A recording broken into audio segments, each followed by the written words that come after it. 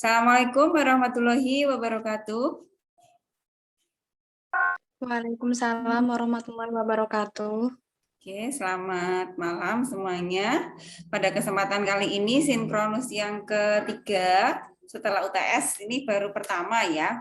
Nah, hari ini saya mau mereview UTS yang sudah Anda kumpulkan dan sudah ada penilaiannya. Di dalam penilaian itu saya menilai apakah perintahnya itu Anda kerjakan atau tidak. Saya belum menilai secara kontennya. Karena nanti akan saya ulas kontennya hari ini. Jika ada kesalahan atau mungkin ada yang kurang benar atau kurang pas, bisa nanti Anda perbaiki. Sehingga nanti ketika UAS, UASnya akan menjadi sempurna. Karena nanti UASnya saya mau melakukannya secara lisan. Laporan SKB yang sudah Anda buat itu nanti akan saya tanyakan satu persatu terkait dengan proposal yang Anda buat. Nah, untuk itu hari ini saya mereview UTS yang sudah Anda kerjakan. Ini ya. Nanti yang saya panggil, nanti kita bisa diskusi benar atau tidak. Oh, benar. UTS yang sudah Anda kerjakan. Oke. Coba saya cek dulu. Amalia Ayu Permatasari. Ya, Bu. Oke. Usahanya apa Mbak Amalia Ayu? Salad buah, Bu. Salad buah. Oke, covernya udah betul ya. Kemudian ada kata pengantarnya. Oke, daftar isinya juga keisi. Sebentar mau lihat daftar isi. Aspek pasar dan pemasaran, aspek teknik dan teknologi, aspek manajemen. Ya, oke, komplit. Ya. Saya mau masuk ke latar belakang dulu. Apa yang menyebabkan Anda harus membuat sebuah usaha saladku ini, Mbak? Di masa pandemi ini kita harus banyak makan buah, Bu. Jadi saya ambil yang salad buah. Kok di sini nggak ada kata-kata pandemik, Mbak, di latar belakangnya? Kemarin kan sudah saya ajarin ya. Nah, Ya, kalau di tugasnya yang pertama itu ada, Bu. Kalau yang di latar belakang sini belum saya cantumkan, Bu. gimana? Padahal kata Nanti kuncinya akan di sini. ya. Oke, berarti bisa diperbaiki lagi ya ketika di UAS nanti akan lebih sempurna. Latar belakangnya itu apa yang menyebabkan Anda mau memilih bisnis salad buah? Coba ulangi lagi tadi alasannya yang pertama. Di pandemi ini biar orang terbiasa makan buah, Bu, biar terjaga imunnya. Nah, itu kata siapa yang bilang seperti itu, Mbak? Kata saya penjualnya, Bu. Iya, nggak bisa. Ketika Anda mau membuat sebuah latar belakang, itu kan membuat orang itu tertarik dengan proposal SKB Anda. Anda harus mencari peneliti terdahulu, Mbak. Siapa yang mengatakan bahwa ketika makan buah, orang itu akan menjadi sehat. Ketika orang itu sehat, otomatis imunnya akan meningkat. Nah, itu Anda harus mencari penelitiannya. Dari siapa sih kalimat itu? Sehingga orang-orang itu berusaha untuk membeli salad Anda. Itu yang membuat orang tertarik karena ada peneliti terdahulu yang menyatakan bahwa makan buah itu seperti ini gitu. Kalau saya rasa di sini latar belakangnya belum bisa menunjukkan sama sekali ya. Enggak bunyi sama sekali gitu. Ketertarikan orang Ya, ketika mau usaha salad buah itu kan pasti menjanjikan ya. Nah, terus tidak perlu pakai rumusan, tidak perlu pakai tujuan, Mbak. Karena kan perintahnya saya minta untuk membuat latar belakang aja. Kata kuncinya di situ loh, Mbak, sebenarnya. Apa yang menyebabkan Mbak Amalia itu harus membuka usaha saladku? Padahal yang lain tuh banyak loh saladku itu. Kenapa orang itu harus membeli saladkunya itu dari Mbak Amalia?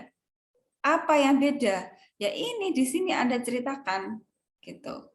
Oke, lanjut ya Mbak Amalia. Ini dari latar belakangnya. Oke, sebenarnya nggak perlu pakai bab 2 Mbak, langsung aja. Karena ini bukan makalah ya. Kalau makalah memang bab 1, 2, 3. Karena ini studi kelayakan bisnis. Laporan SKB itu berbeda dengan makalah. Kalau laporan, ya sesuai dengan perintah saya. Ada latar belakangnya, ada aspek pasar, pemasarannya langsung urut aja, tidak perlu pakai bab. Gitu. Yang lainnya sudah dengar, saya kira Anda juga bisa memperbaiki ya kalau misalnya susunannya tidak sesuai.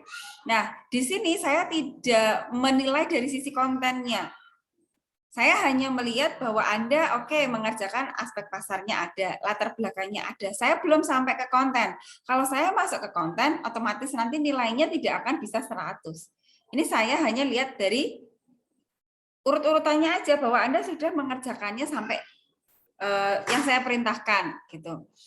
Oke, pasarnya pasar apa, Mbak?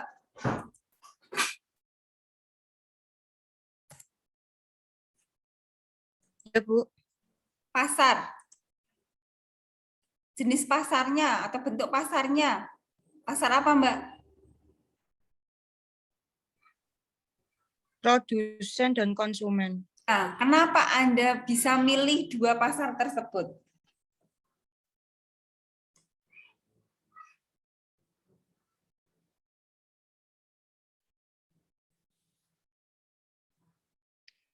Kalau produsen itu pesaingnya dapat dijalankan dengan pihak selagi mereka mampu, Bu.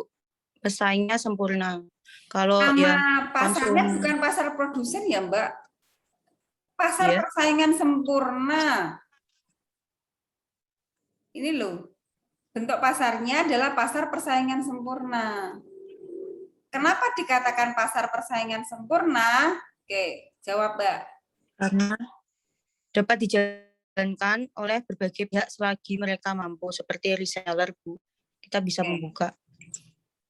Pesaing Anda banyak nggak, Mbak, di tempat yang akan Anda jualin nanti?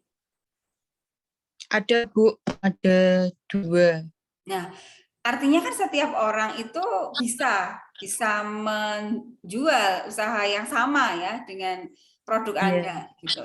Oke, mengukur dan meramal permintaan. Ini tabelnya mana ini? Nah, ini juga sebenarnya Anda belum menjawab ini. Ini kan hanya sebuah, ini enggak mengukur dan meramal ini, Mbak. Ini hanya apa ini? Perhitungannya saja. Yang namanya peramalan itu berarti Anda punya tabel ya. Ini nanti diperbaiki, bukan seperti ini caranya, sesuai dengan yang saya contohkan. Saya kan sudah punya contoh. Sebentar. Harusnya ya Anda buatnya seperti yang saya contohkan.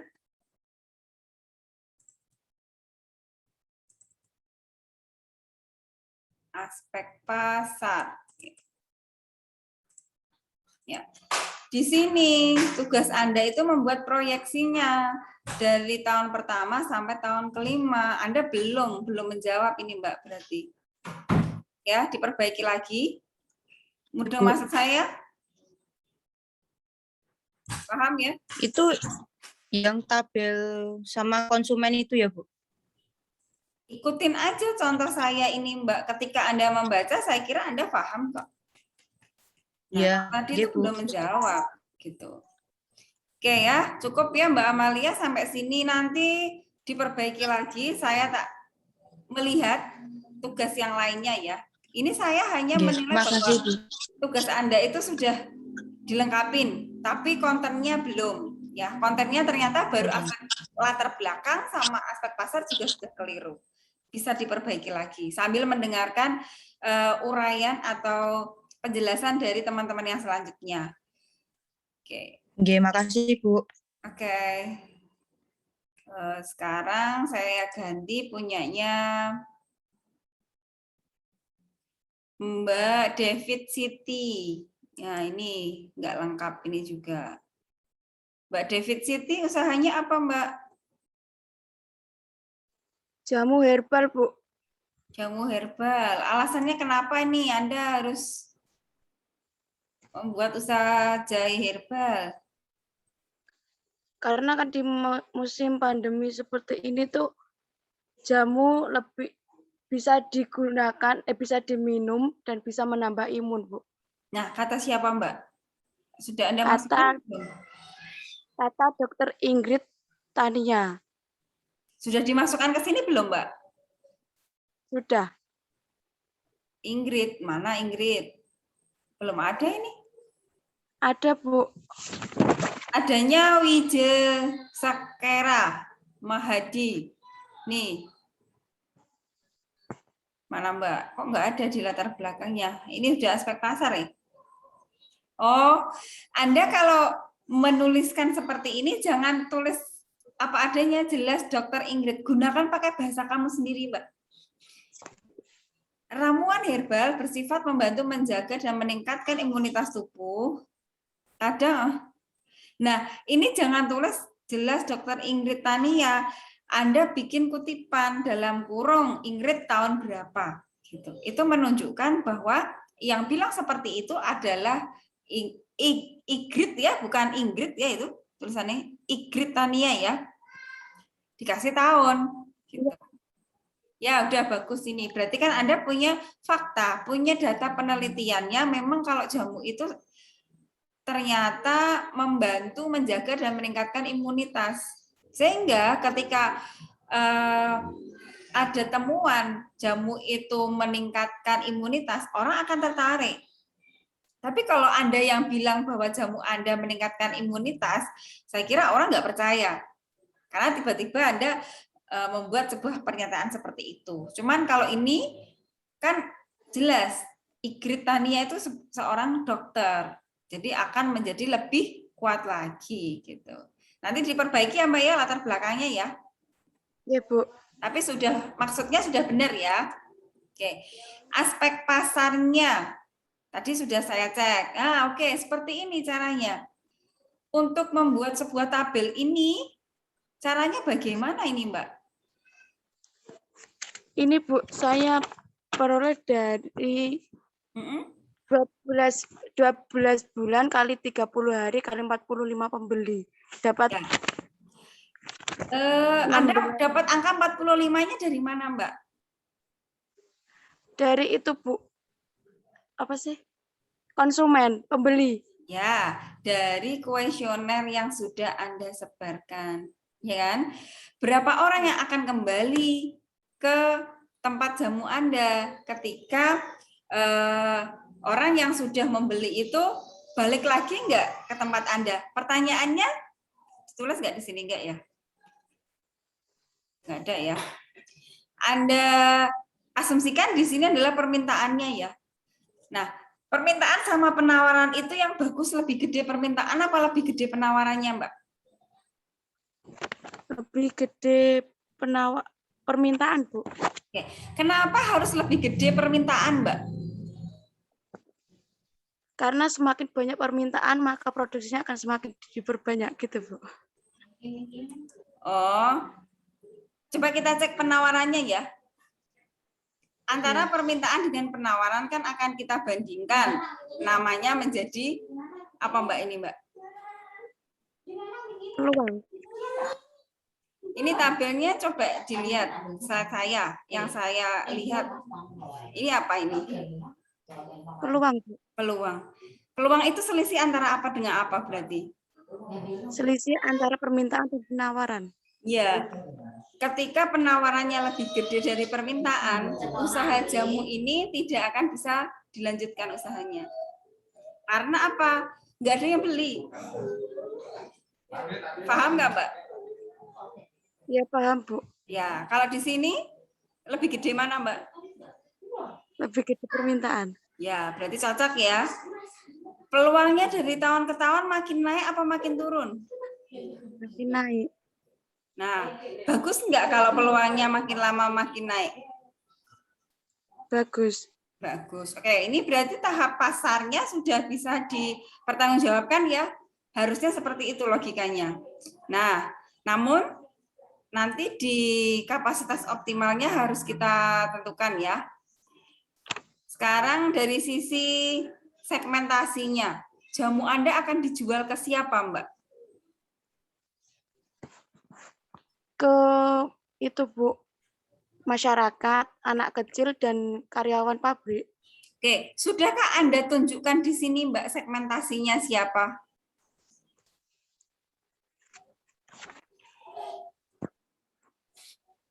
Mana ya? Udah Bu. Ya, coba Yang target bacakan. itu. Target pemasaran merupakan sasaran yang lebih sempit lagi dari segmentasi. Fokus dari sasaran pasar ini adalah di warung, pasar, kampus, kantin, dan sekolah dasar. Sehingga Oke, produk jamu herbal ini mampu mengisi peluang yang ada di pelanggan. Di lapangan. seperti yang ditulis di sini ya, Mbak. Yang mana itu? Yang itu Bu, segmentasi yang target yang B. Oh ya, lebih sempit lagi ya. Kalau segmennya adalah masyarakat rumah tangga, bukan tanggan ya. Nih, nanti Iya dicek Bu. lagi, rumah tangga atau perkantoran. Nah, targetnya siapa? Targetnya adalah warung. Ini warung apa, Mbak? Kan warung banyak nih. Warung itu makan Bu, burung. yang di pinggir-pinggir jalan gitu loh. Ya, ini harus dijelasin warung yang mana. Warung untuk apa? Kopi-kopi? Warung Enggak, pakan burung? Nah, makanya warung di sini harus Anda fokuskan. Karena warung tuh banyak. Pasar yang mana? Jelasin. Apakah semua pasar? Karena kan kapasitas Anda baru kecil ya. Tunjukkan pasarnya. Anda pasar yang mana? Kampus-kampus yang mana? Kantin-kantin yang mana? Nah, ini baru bicara segmentasi ya. Oke. Nah, di kebijakan produknya Mbak sekarang.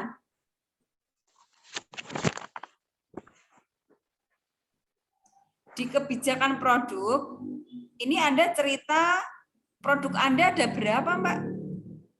ada 3 Bu. Apa saja? Kunir asem, beras kencur, sama uyup-uyup atau gepiokan.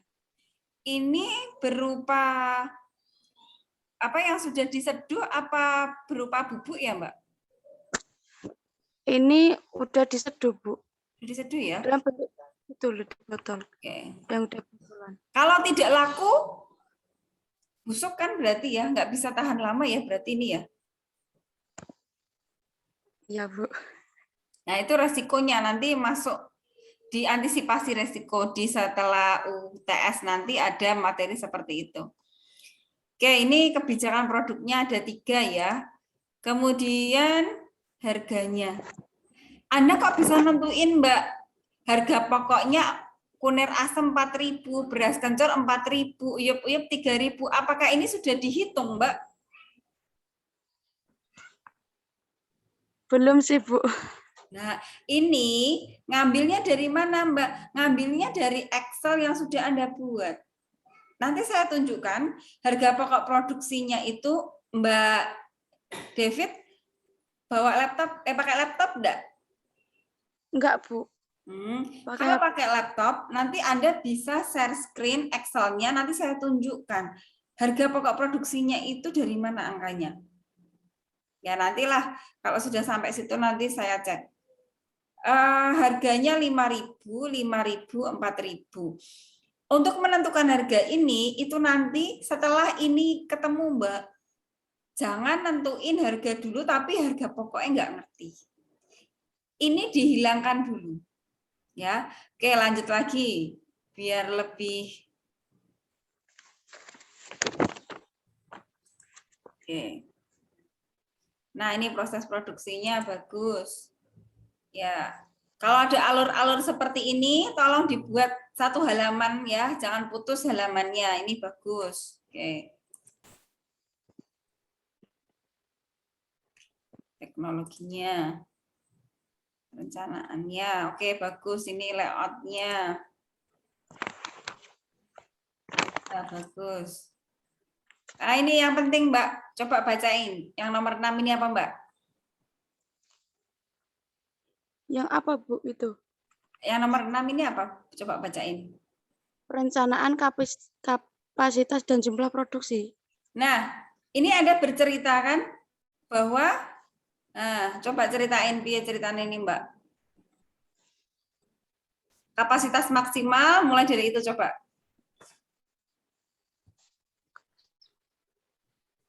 Kapasitas maksimal yang dapat memenuhi pelanggan diasumsikan mencapai 100%, namun untuk usaha yang baru berjalan Sampai direncanakan ini loh, Mbak.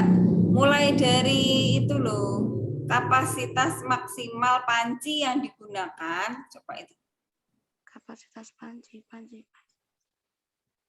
Ketemu enggak? Sebanyak Oh iya, Bu. 48 liter. Iya. Nah, coba Kapasitas kita- maksimal panci yang digunakan untuk membuat jamu dalam sehari sebanyak 48 liter dengan asumsi panci 12 kg dapat digunakan untuk memasak 1 hari sampai 4 kali, sehingga setiap hari jamu herbal Bu Tuti mampu memproduksi sehari 48 liter jamu dengan rincian setiap 1 liter dapat menjadi 4 botol. Setiap hari jamu herbal mampu memproduksi 192 botol. Diasumsikan 1 bulan beroperasi 20 hari. Nah, ini kan bunyinya seperti ini ya, Mbak. Nanti di aspek finansialnya harus ketemu angkanya. Nah, kapasitasnya kan ketemu berapa ini, Mbak? 4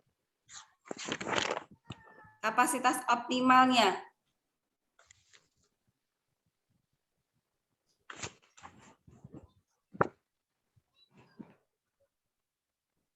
Lihat slide saya aja. Ini kursor saya. 16.200. Angka ini dari mana 16.200? Dari Ya. Dari mana sih? Antara deskripsi dengan di tabel itu harus sinkron ya. nggih, Bu. Oke, cara ngitung.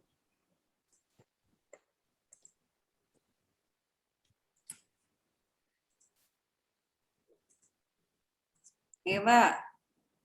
Kamu iso ketemu 16.200 ini dari mana? Dari Hmm? itu tadi ya, Bu. Apa? Dari 12 bulan kali 30 hari kali 45 pembeli.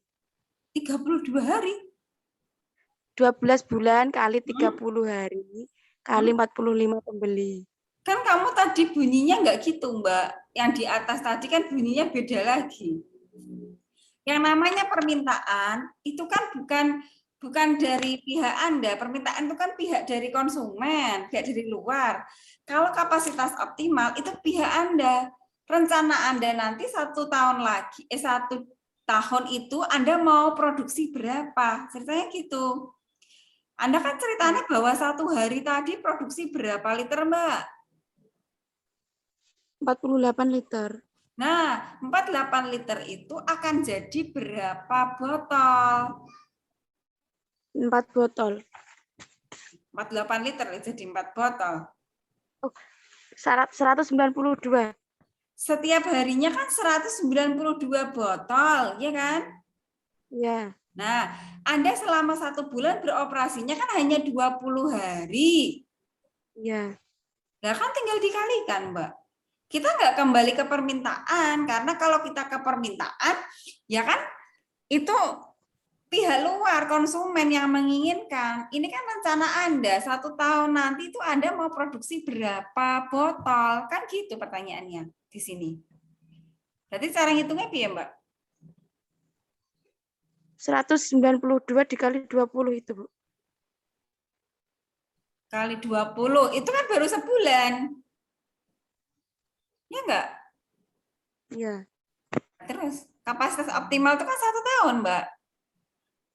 Harusnya berapa Oh, berarti dikali berapa? 92 dikali 12 bulan. Nah, coba hitung, Mbak, piro totali. Anda punya HP? Iya. Nah, coba. Bentar ya, Bu. Oh, ini buat online HP-nya? Iya.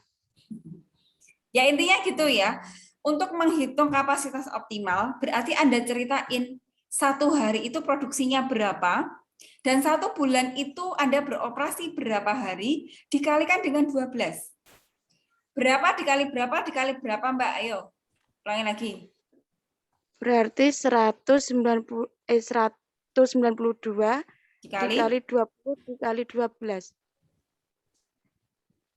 berapa ketemunya? Kalau di sini kan 46.000 sekian ya. Cara ngeceknya gini, kalau sudah ketemu, ini kan nanti ada ganti ya, 46.000 ya. Anda kembali ke permintaan, Mbak. Harus di bawah dari permintaan. Nggak mungkin, Mbak. Permintaannya aja 16.200 setahun. Masa kamu mau produksi 46.000? Kan mubazir. Berarti kan banyak yang nggak kebeli nanti. Banyak Iya, Bu. yang nggak mau beli. Karena yang diminta dengan yang ditawarkan lebih gede yang ditawarkan. Tawarkan. Mudah nggak Mbak David hari ini? Iya, mudeng, Bu. Ya, jadi jangan sampai Anda membuat sebuah kapasitas produksi itu melebihi dari permintaannya. Logis nggak Mbak berarti logikanya seperti ini? Enggak logis, Bu. Nah iya kan? Masa permintaannya 16.000 kok Anda jualannya 46.000 botol, terus sisa botolnya itu yang beli siapa? Kan ini banget, maksudnya perencanaan Anda di luar dari ekspektasi gitu. Paham ya, Mbak? Dan nanti ini apakah permintaannya yang Anda rubah ataukah aspek ini tadi ya, kapasitasnya ini yang Anda pertahankan. Caranya gitu, Mbak. Jangan sampai intinya kapasitas optimalnya itu melebihi dari permintaan, sudah itu aja. Tapi lihat kondisi ya, kondisi di lapangan ya. Prakteknya seperti itu. Paham ya Mbak sampai sini ya?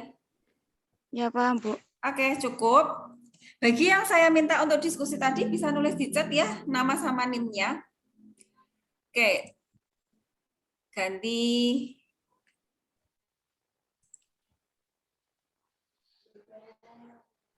Mbak Windy Wulandari. Ya, Bu. Usahanya apa Mbak Windy? Keripik pisang biar. Keripik pisang biar, oke.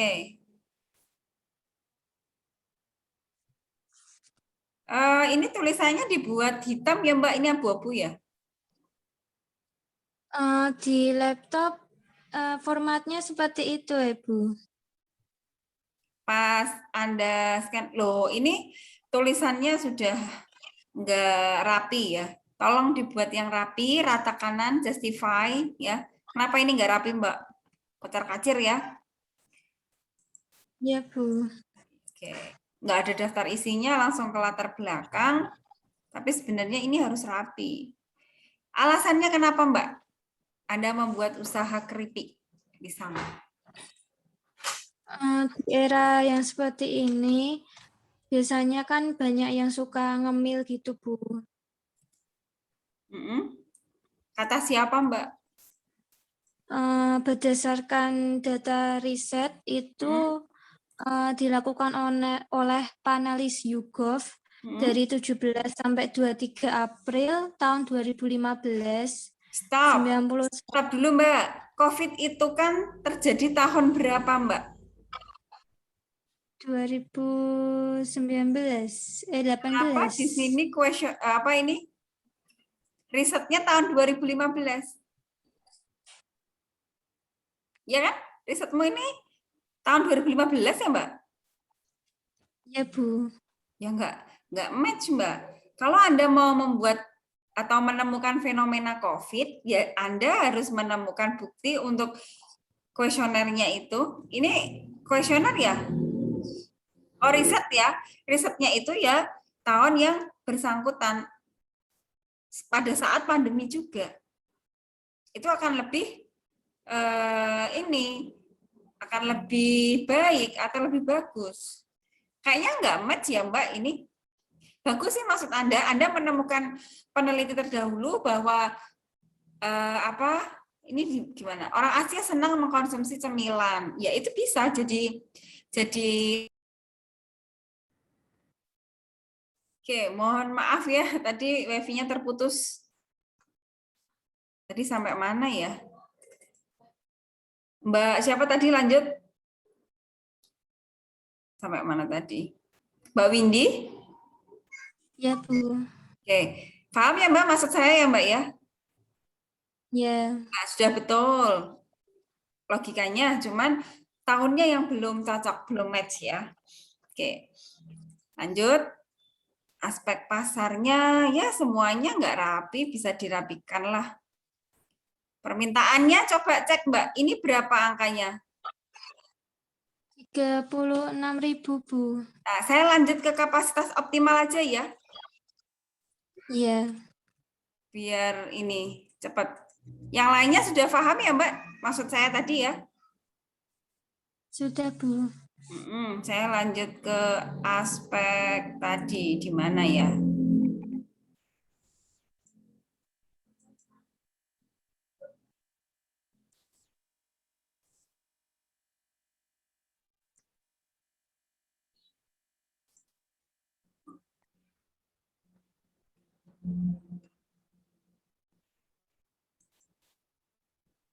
Ini loadingnya kok agak lama. Ya. Halaman berapa Mbak? Halaman 19, Bu. Ini ya? Ya. Ya. 36.000 ya. Ya. Sebenarnya permintaan dengan di kapasitas optimal itu sebenarnya boleh sama, cuman yang lebih baik itu adalah di bawah dari permintaannya ya, supaya produk Anda itu enggak mubazir. Artinya kan banyak produk yang ini enggak kebeli. Tadi di permintaanmu 36.000, Mbak. Ya, Bu. Ya. Boleh sih 36.000, kemudian di permintaannya 36.000, asalkan tidak di atas dari 36.000 ya. Ya. Dan saya kira sih 36.000 itu kayaknya mepet banget. Padahal ada pesaing nggak, Mbak? Ada. Kayaknya kalau ada pesaing itu jangan disamakan. Otomatis kan pesaing itu juga menjual produk yang sama.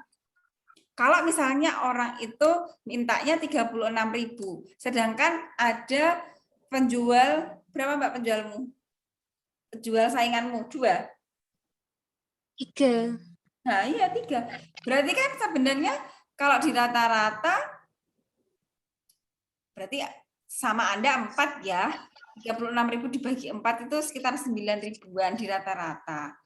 Nah, Anda itu sebenarnya bisa masuk ke peluangnya itu ya sekitar 9.000-an. Hanya 9.000-an.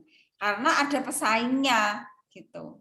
Kalau Anda membuat targetnya 36.000 kayaknya kok terlalu ini ya.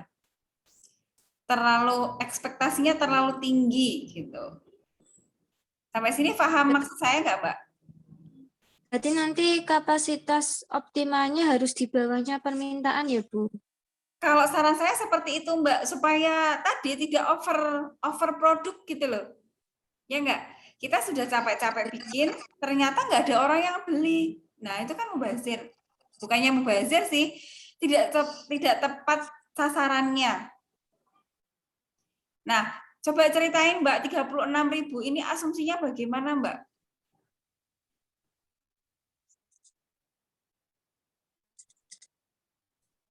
Itu kemarin saya samain sama yang di permintaan ya, Bu. Coba nanti Anda berpikir seperti tadi logika berpikirnya ya. 1 bulan itu Anda produksi berapa hari? Setiap harinya Anda harus memproduksi berapa dikali dengan 12. Itu yang akan menjadi kapasitas optimal Anda. Baik, Bu. Oke. Ini saya nggak bisa lanjut ya karena kapasitas optimalnya belum benar. Gitu. Oke, cukup. Bisa tulis di chat ya. Ya. Mbak Sarel. Carel apa Sarel? Apa Karel ya?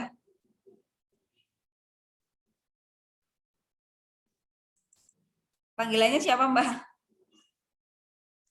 Nia, Bu. Hah? Karel? Nia. Oh, Niel. Salah semua ya. Usahanya apa, Mbak? Keju aroma, Bu. Apa itu, Mbak, keju aroma, Mbak?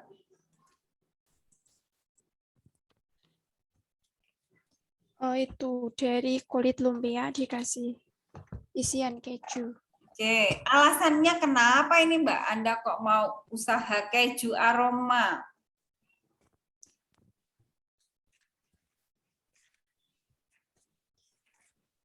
Karena keju aroma itu ada kandungan yang Kandungan apanya?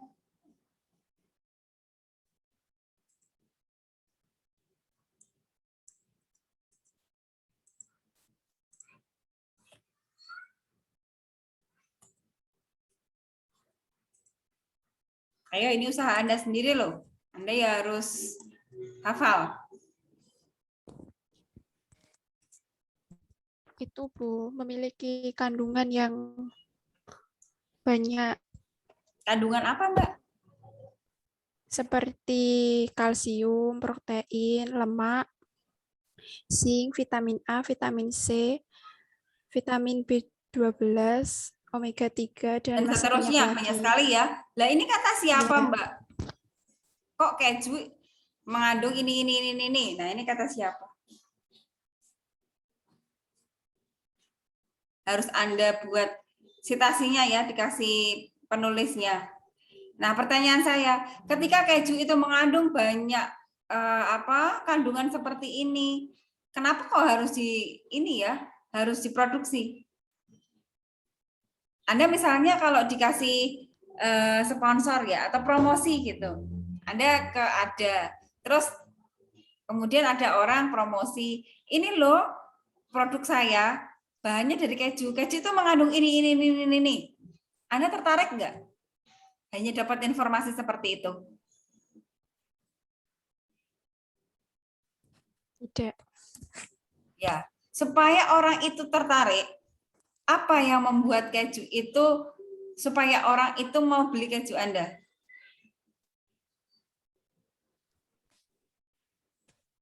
Kan ada gregetnya kan? Kayak jamu tadi. Jamu itu kan mengandung banyak ini ya. Pas pada saat pandemi, ya ini sangat bagus sekali karena bisa menangkal ini. Nah, itu membuat orang tertarik untuk membeli jamu tadi. Nah, ini kalau di keju aroma, saya belum menemukan, oke, mengandung vitamin, mengandung ini. Tapi ketika orang dipromosiin seperti itu, orang yang jualan aja nggak percaya kok. Iya, Mbak? Iya, Bu. Mudeng maksud saya nggak, Mbak? Paham, Bu. Ya, Anda harus bisa meyakinkan si konsumen itu bahwa ketika makan keju aroma itu membuat orang seperti ini loh. Kira-kira kenapa, Mbak? Keju aroma itu harus dibeli sama orang. Membuat orang seperti apa sih? Itu tadi, Bu, karena memiliki banyak nutrisi yang bisa buat kesehatan, seperti kalsium untuk kesehatan tulang dan gigi. Iya, itu harus ada ininya, harus ada sebab akibatnya. Ketika mengandung vitamin, maka ini sangat baik buat pertumbuhan atau sangat baik buat tubuh, sangat seperti ini itu. Nah, itu harus ada. Oke deh, di sini sudah Anda sebutin ya. Cuman belum ada peneliti terdahulunya, Mbak. Kata siapa ini? Iya kan? Nah, kurang ada di situ. Terus coba ke permintaan, coba. Angka ini dari mana, Mbak? 12.600, Mbak.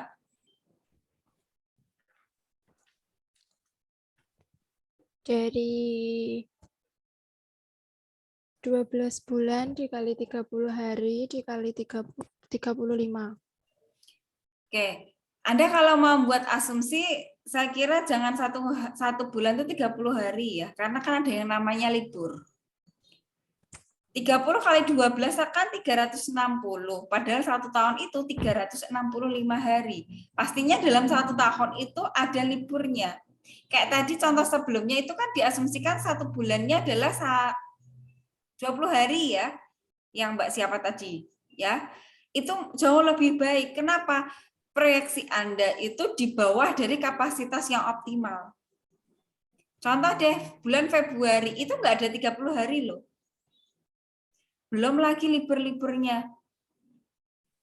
Nah, ini kalau Anda mau membuat asumsi 30 hari, kayaknya itu terlalu berlebihan asumsinya. Mbak, ini permintaannya, oh sebentar, ini permintaannya, 12.600 ya. Kita lihat di kapasitas optimalnya coba.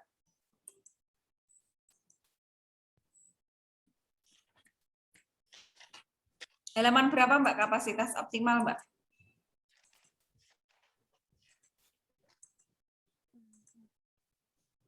Nah ini udah. Ceritakan Mbak. Mulai dari kapasitas maksimal. Kapasitas maksimal yang dapat memenuhi pelanggan diasumsikan mencapai 100. Oh ini tinggal 100%. copy paste dari contoh-contoh saya ya. Anda nggak ada modifikasi sendiri ya. Kayaknya sama kayak yang tadi. Mulai dari sini loh Mbak. Kursor saya lihat dari sini. Terlihat ya? Kapasitas maksimal teflon yang digunakan untuk menggoreng bahan dalam sehari dapat memasak nasi sebanyak Bahannya nasi apa keju Mbak? Nah, keto kan naik copy paste. Makanya ini kan bahasa saya. Yang tadi juga kayaknya banyak kan copy paste dari bahasa saya. Ini kan yang buat proposal Anda. Jadi Anda bisa dikatakan plagiat kalau apa yang sudah saya tulis ya tinggal Anda copy paste. Ya, ini nanti coba kalimatnya diperbaiki lagi ya. Cuman saya mau fokus di ini, di perhitungannya. Kok di sini memasak nasi, mau Anda aja nggak ada bahannya nasi kok. Ya, ini ketahuan bahwa Anda copy paste. 900 piece. Iya, Mbak. 900 biji berarti.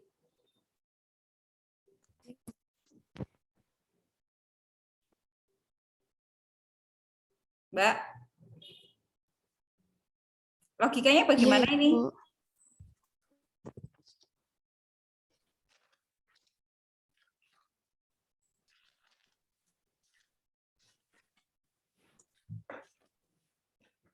Ini juga sama, tadi kapasitas optimalnya kalau bisa di bawah aja ya.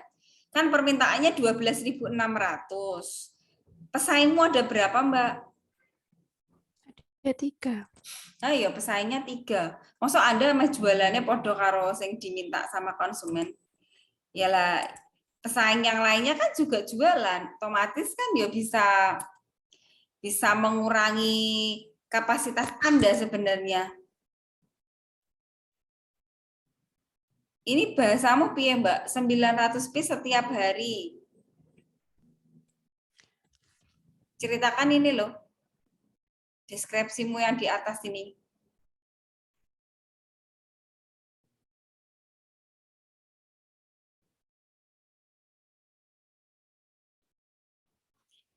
Setiap hari berapa piece, Mbak?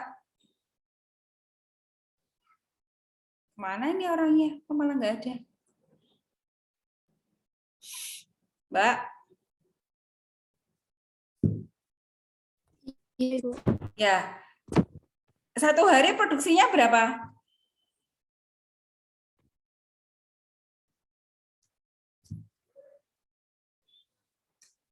Lihat slide saya aja, Mbak.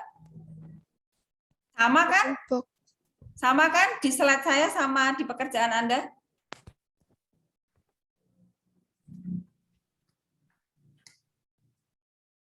Mbak, lihat slide aja, Mbak. Lihat slide saya aja, Mbak. Iya. Nah, bingung nanti. Wes, pertanyaan saya, seharinya produksi berapa piece, Mbak?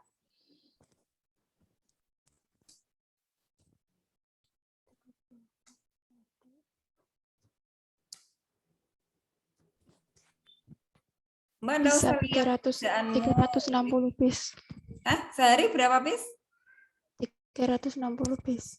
Kata siapa? Orang kata-kata 360. Makanya lihat selat aja, Mbak. Wes, udah lihat selat ini kan? Ini pekerjaan kamu kan? Iya, Nah, piro lagi di sini seharinya? 900. 900. 900 piece dengan rincian sak boxnya isinya berapa? 12. Bener enggak? 900 dibagi 12 ketemunya 75 box. Coba cek, Mbak. Enggak, enggak. Loh, kok iso menyimpulkan segitu? 75 box. 900 piece dengan rincian satu boxnya 12.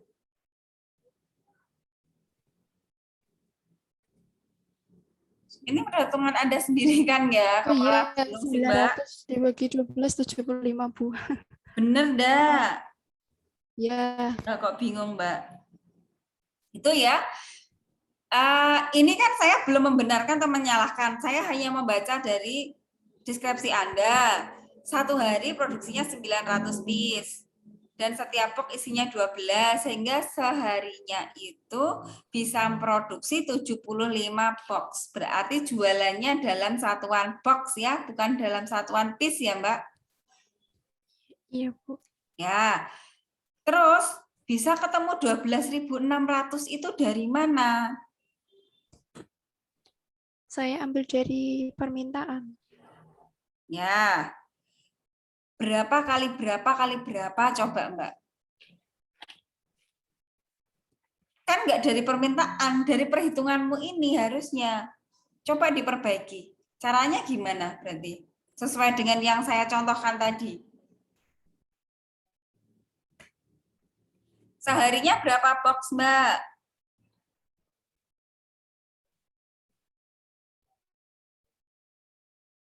75. 75. Sebulannya mau produksi berapa hari? 30. Kan sudah saya kasih contoh tadi, jangan pakai 30 hari. Ya enggak? 25, Bu. Misalnya 25. Oke, terus dikali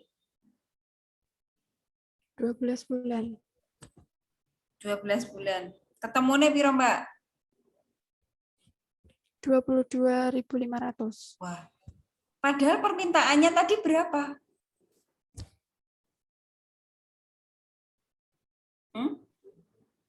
Lihat itu tadi katanya kapasitas optimalnya sama kayak permintaannya. Berarti permintaannya piro, Mbak? 12.600.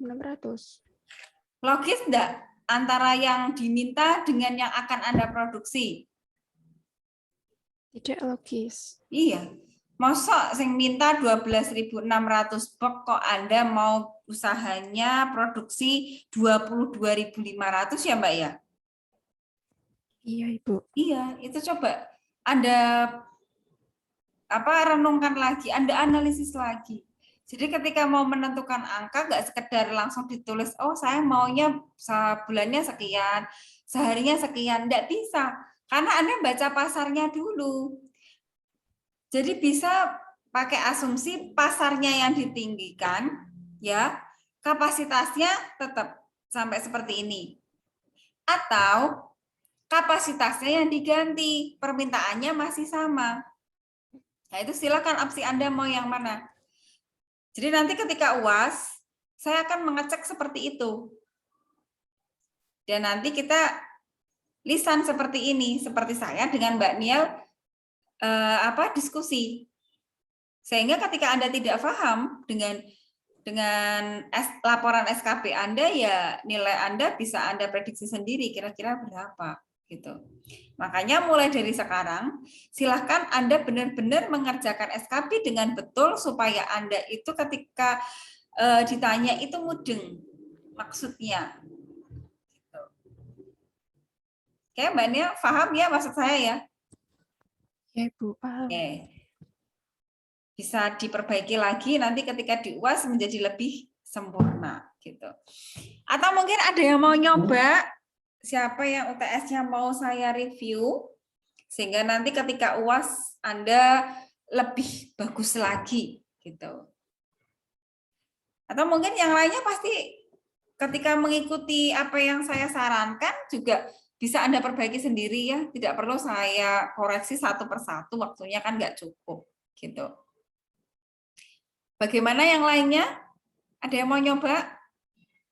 Bu, punya saya aja gitu. Nggak apa-apa, silakan.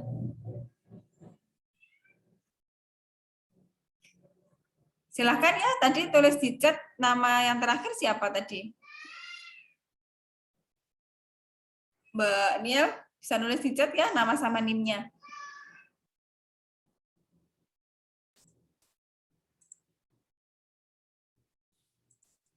Bagaimana? Sudah cukup jelas? Nanti untuk yang BEP, kemudian ada profit on sales-nya akan saya lanjutkan di pertemuan yang selanjutnya ya. Karena di kapasitas optimalnya Anda belum fix. Jadi kata kuncinya di situ, kalau kapasitas optimalnya dan permintaannya nggak sinkron, ya otomatis aspek finansialnya pasti salah. Gitu. Gimana, ada yang mau nyoba nggak? Atau sudah cukup hari ini sinkronusnya?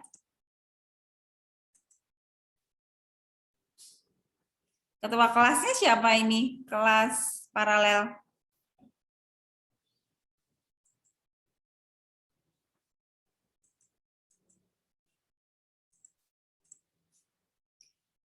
Oke, silahkan di-on-kan dulu videonya biar saya print screen.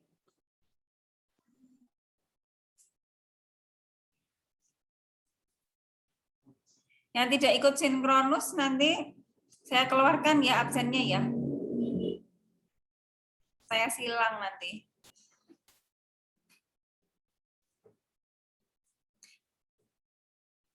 Mbak Fitriana, kemana ini orangnya? Ya, oke. Satu kelas isinya cuma berapa ini? Yang lainnya belum bisa gabung.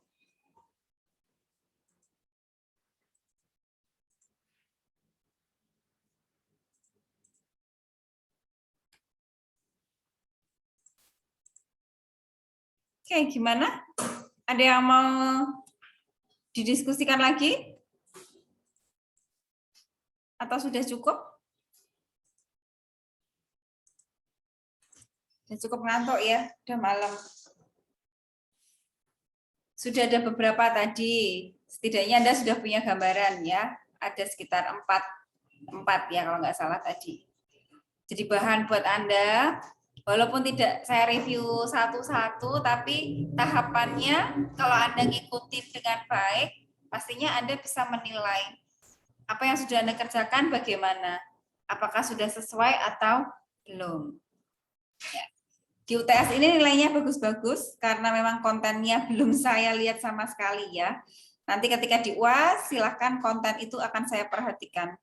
Caranya gimana? Ya seperti yang saya sampaikan tadi. Aspek pasarnya, apakah sinkron nggak dengan permintaannya, dengan kapasitas optimalnya, nanti sinkron nggak dengan BEP-nya, dengan profit on sales-nya, dan selanjutnya. Nah, itu pembahasan yang rumit karena Anda orang akuntansi, pastinya ya Anda harus paham dengan perhitungannya gitu. Gimana? Cukup hari ini? Untuk sinkronusnya? Mbak Jessica ada pertanyaan? Belum ada, Bu. Sudah cukup ya? Contoh yang saya sampaikan tadi ya, Mbak Jessica? Sudah, Bu. Oke, yang lain juga sama? Sudah, Bu.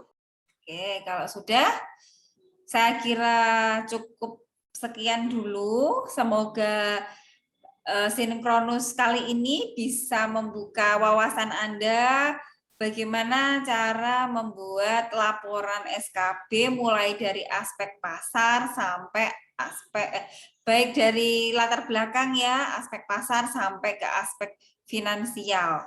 Jadi ada nilai plusnya ketika selesai mengikuti sinkronus ini, mana yang perlu diperbaiki. Sehingga nanti ketika di UAS Anda akan lebih mulus untuk mengerjakannya. Cukup sekian, sampai jumpa nanti di pertemuan selanjutnya. Nanti akan saya umumkan kapan akan diadakan sinkronus lagi.